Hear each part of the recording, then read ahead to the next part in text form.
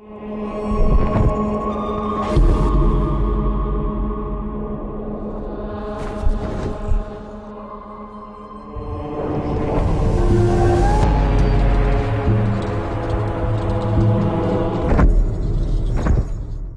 a no-holds-barred, unrelenting, never-say-die, just not going to give in. If anything sort of confronts him, he's ready to go up against it. Kind of a brutal bastard.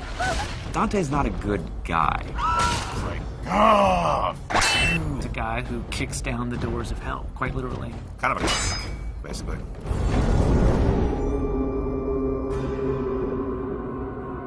The thing about hell is it's hard to find someone who could stand up to all that. And that's really was the impetus to make our character as badass as he became. The poet, as he goes through hell, he's fainting, and Virgil picks him up and carries him over spots. And that's not a character that we could use for a hero. Real Dante was in Florence during the Civil War. He was more of a politician. We wanted something a little bit more, and so we made the bold choice to give him a past as a crusader.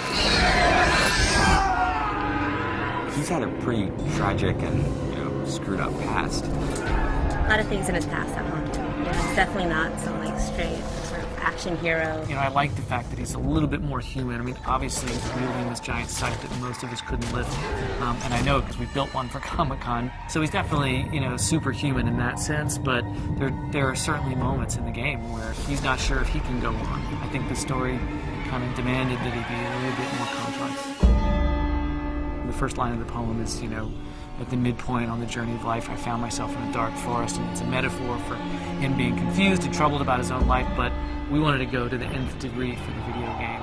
And so we wanted him to basically have committed all these horrible sins. Dante is guilty of all 9 sins and then some. Definitely start to see how his family factors into it, and you might start to see some familiar faces as you're going through hell and how that sort of messes with him. He's done a lot of bad things in his life. I think one of the important things is as you play through the game, you realize that Dante also tries to redeem himself. The tapestry on Dante's chest is basically this enormous symbol of guilt for him, summing up all the terrible deeds that he's done, or all the terrible moments and memories of his life. The tapestry represents Dante's realization that he needs to suffer for his sins, the same way that people have suffered by his hands. Remembering things, he's remembering horrible things, so we wanted them to be like nightmares, And we knew that we wanted a really cool mechanism for showing those kind of flashbacks in the game. He's literally wearing the sins of his past sewn into his chest, and he's the one who's sewn them in there. We unfold his past transgressions through a series of flashbacks. Start to discover how much of a bastard Dante really was. Greed specifically is a turning point where you've discovered a lot more about Dante than maybe you even want to know about. Greed's a little more of a cerebral level. It's about puzzles. It's this very mechanized place with gears and motors, as opposed to most of hell, which is very organic. It's in a lot of ways the most hellish level. People are being tortured there in ways that they haven't seen yet. It's almost a big stone factory of torture. One of the big set pieces of Greed is the Wheel of Fortune. Everything in Greed is kind of controlled by this twisted wheel of possibilities. The Hoarder Waster are actually 2 characters in the poem. We've combined them into one. Technically they're 2 people, but they've been sewn together. One wants to hoard, collect wealth, the other wants to constantly expend wealth.